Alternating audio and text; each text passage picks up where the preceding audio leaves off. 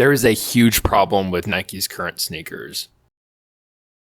Jordan and Nike compromising classics with reimagined versions? There's too many dunks. You think there's too many dunks? I think you always talk about saturation. We always talk about saturation. Too many. There's too many dunks, I think. You're tired of it? There is honestly a perceptible fatigue when it comes to retro products. As for a lot of people, the Field General is a swing and a miss. I think Nike just killed it with the saturation of just the OG models, like in every single shade of the rainbow. Started from the bottom, and now we're here in collab hell.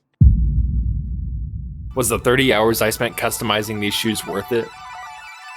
I love making and designing footwear, and in tandem with that, I also love gifting people footwear. However, the standard dunks from Nike have recently just become super uninspired and have fallen really flat. This is my brother-in-law, Nathan. Nathan has a great sense of style, and we share a common love for sneakers. He loves all things within the comic book, superhero, video game realm, and since he's been so generous to help me with so much of my tax and business info, I want to give him a pair of sneakers I know he'll love as kind of a birthday gift / thank you for all of his help. But the main question is, what pair do I choose? Now, gifting someone something fashion-based is hard because sometimes it's really uncertain whether or not they'll like it, and my tastes personally are somewhat broad, so I don't want to get him something he can just get anywhere, but simultaneously, I need the insurance of knowing that I'm giving him a pair that he wants if I'm going to invest in a pair. I don't want to give him something he can just get anywhere, so over the years, I've sent him a bunch of collabs in the past that have kind of this oversection of his interests, but there is one pair that stands out from among the rest, and it's the only pair that I've sent him where he's responded with this. This is a pair of Sega F1 Dunk Lows customized by @OnDuC on Instagram. Now, Nathan couldn't get in on Andrew's initial drop of these shoes, so since they're technically sold out, I think this will be a perfect surprise. Now, since this is not my design, I am only making these as a gift as to not sell anyone else's work, and I'm going to be making a few tweaks from the OGs. I'm basically treating this as like making a movie prop replica. Golly. The original prop is something that I definitely couldn't afford for myself, but I could definitely make a copy for myself or someone else to enjoy. I went ahead and ordered these shoes new off eBay and asked my friend Olivia to cut me some stencils, which she graciously helped me out with since I don't have a cutting machine. And having just read a few new process organization techniques in Adam Savage's book, Every Tool's a Hammer, I felt like this would be the perfect project to test this out on.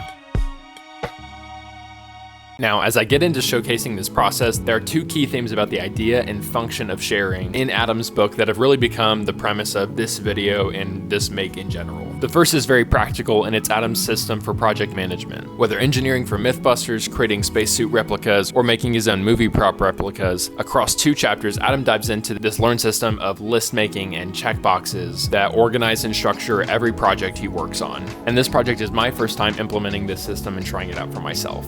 The thing I love most about this system is its accountability. He essentially is encouraging a list-making system with subcategories for each major and sometimes each minor component of the project. For this project, I had my supplies checklist, a separate checklist for my order of operations listed out in steps, another checklist for my video structure, a shot list so that I was accounting for the different storytelling elements I needed to record or shoot, which is something I always seem to mess up, so this was super helpful. And all of this was created prior to even writing the script for this video. At first glance, this system can seem like a ton of extra work and time spent for stuff that's already in your mind, and Adam talks about this and not only shares practical steps of this system, but also his experiences, both the successes and the failures in choosing the comparatively small added time and prior organization that ultimately saves him the hours and the financial and emotional costs of having to do something over again. It's basically the measure twice, cut once principle in list form. It's project insurance. And truthfully, after using it for this project, similar to the experiences he shared in the book, this system really elevated my enjoyment of the actual making process because I wasn't constantly having to worry about if I was missing a step because I knew that I wasn't. Everything was accounted for and I could save myself the mental energy and distraction. Granted, my projects are not nearly as complex as most of Adam's builds, but this still saved me a ton of time in the long run. I spent maybe half an hour making this list. In fact, I was actually on vacation while I read these chapters, and the day after I got back, I went to one of my favorite coffee shops to crank out these lists for like 3 different video projects I'm managing right now, and it only took me like an hour and a half for all of them. Reflecting on the book, the second thing that was most encouraging and inspiring about Adam's creative mentality is his openness and vulnerability and his eagerness to share with people. And having this fresh on the dome as I was slowly painting and chipping away at these, it caused me to reflect and think about all that's been shared with me in my creative journey. This book was actually shared with me as a Christmas gift. In fact, most of my creative resource books were given to me. I've personally purchased very few books in my office, which is such a huge blessing. My first year-long Skillshare subscription to independently dive deeper into design was a gift. Before I had a budget for it, all of my art supplies, which still serve me today, were bought almost exclusively with gift cards to art supplies stores that relatives gave me for birthdays or Christmases. And even when it comes to like creative philosophy and business know-how, I am who I am today because people like my friends Chris and Art and Jay and Marvin and my father-in-law Rick have all shared with me, and Nathan is certainly included in this group. Sharing is one of the reasons that I'm making more videos about my work and feeling less self-conscious about doing so. Learning to plan a video project can be intimidating, so applying these project management lists really helped me organize and structure how to communicate both visually and verbally everything I wanted to share with you all in this video, because it's not just what we share, but also why and how we share that also matters. This book is so approachable, regardless of whether you started your creative journey 5 minutes ago or 5 decades ago. Adam's humility and curiosity towards creating learned over his lifetime are incredibly contagious. I really hope that if I'm blessed to live to an old age, that I can retain and exhibit this same curious and generous and learning attitude towards life.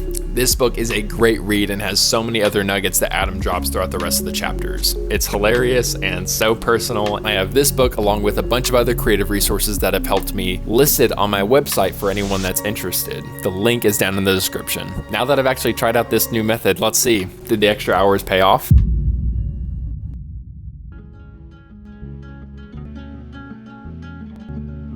On this day, April 11th in 1993, Ayrton Senna produced one of the greatest opening laps ever seen in Formula One history. It happened at Donington at the European Grand Prix.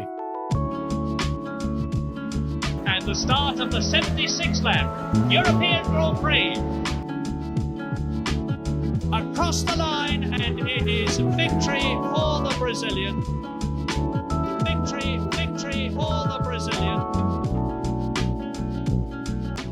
I am absolutely stoked with how these turned out. Shout out to Andrew for sharing such an inspired design with the world, to Adam Savage for publishing your thoughts and experiences for the rest of us to learn from. And again, I want to give a huge thank you to my friend Olivia for cutting these stencils, and thank you to everyone who supported me creatively. This project would not have been possible without everything I've received from people who have been generous to share with me, so I'm grateful, even in this small way, to be able to pay it forward.